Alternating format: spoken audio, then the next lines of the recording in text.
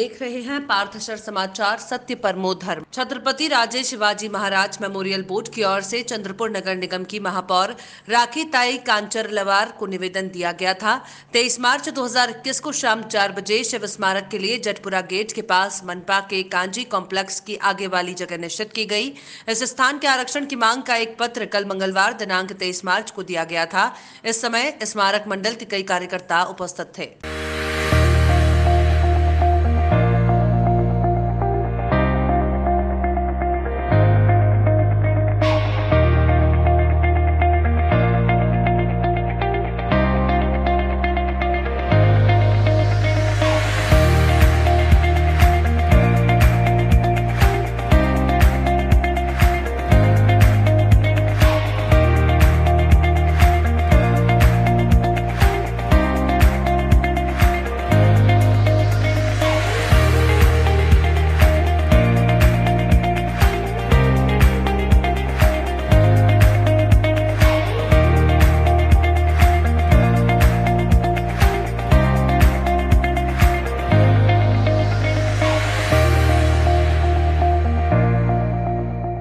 Supreme court में moratorium कुछ समय के लिए कर्ज की किस्तें चुकाने पर रोक मामले में कर्जदारों को राहत दी है। अपने फैसले में मंगलवार को शीर्ष कोर्ट ने कहा कि रिजर्व बैंक द्वारा दिए गए मॉरेटोरियम की 6 महीने की अवधि के दौरान चक्रवृद्धि या दंड ब्याज लेने का कोई औचित्य नहीं है।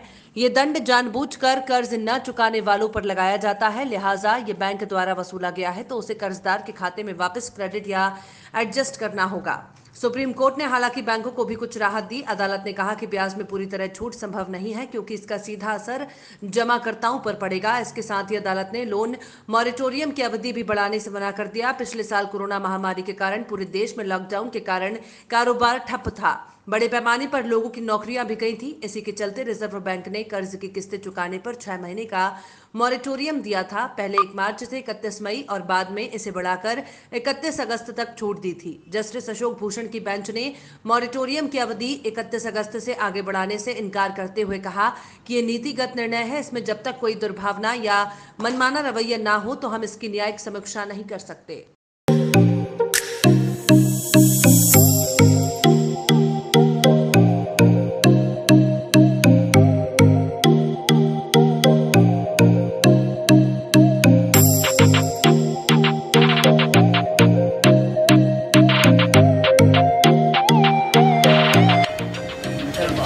अच्छा, कैसा लगा टेस्ट?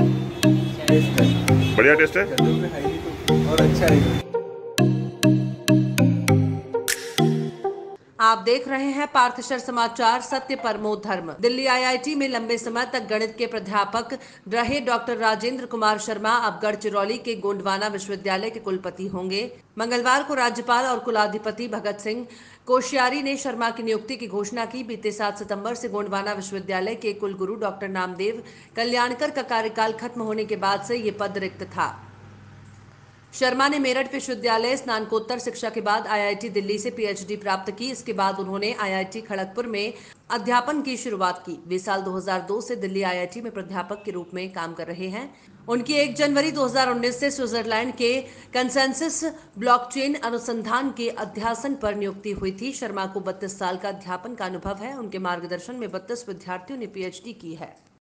हमारे मित्र श्री राजेश नायडू की ओर से शुरू किया गया पार्थशर समाचार को मैं अरविंद धीमान, हमारे प्रतिष्ठान द्वारका स्नैक्स और द्वारका गृह उद्योग की तरफ से हार्दिक शुभकामनाएं। एकवीरा वार्ड चंद्रपुर के रहवासियों ने डीजे व्यापारियों से परेशान होकर जिलाधिकारी अजय गुल्हाने को निवेदन दिया।